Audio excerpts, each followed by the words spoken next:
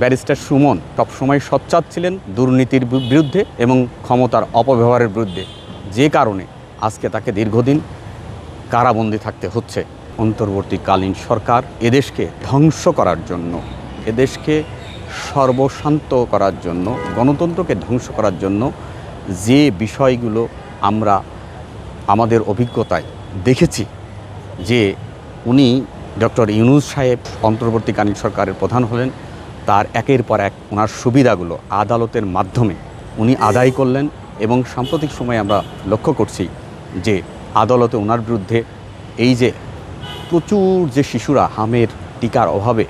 শিশুরা মারা গেল, সেই অভিযোগে ওনাকে অভিযুক্ত করে বিভিন্ন সময়ে অভিযোগ আদালতে করা হয়েছে, কিন্তু একের পর এক অভিযোগগুলো আদালত কোনো তদন্ত ছাড়াই খারিজ করে দিচ্ছে। এটা ক্ষমতার চরম অপব্যবহার, যেটা আমি আগেও ইতিমধ্যে বলেছি যে আমাদের এই যে আইনের অপব্যবহার নিয়ে, ক্ষমতার অপব্যবহার নিয়ে, কর্তৃত্ববাদী মনোভাব নিয়ে বিগত দিনে ব্যারিস্টার সুমন সবসময় সোচ্চার ছিলেন দুর্নীতির বিরুদ্ধে এবং ক্ষমতার অপব্যবহারের বিরুদ্ধে, যে কারণে আজকে তাকে দীর্ঘদিন কারাবন্দী থাকতে হচ্ছে। এবং আমি বলতে পারি এটা যে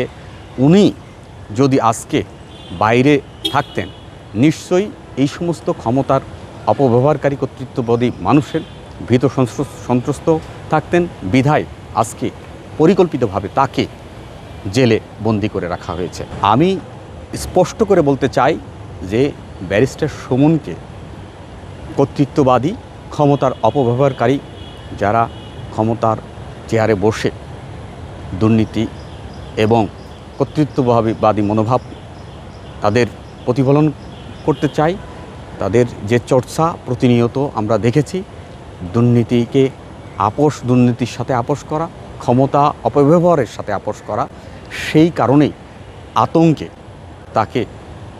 এই জেলে বেআইনিভাবে আটক রাখা হয়েছে।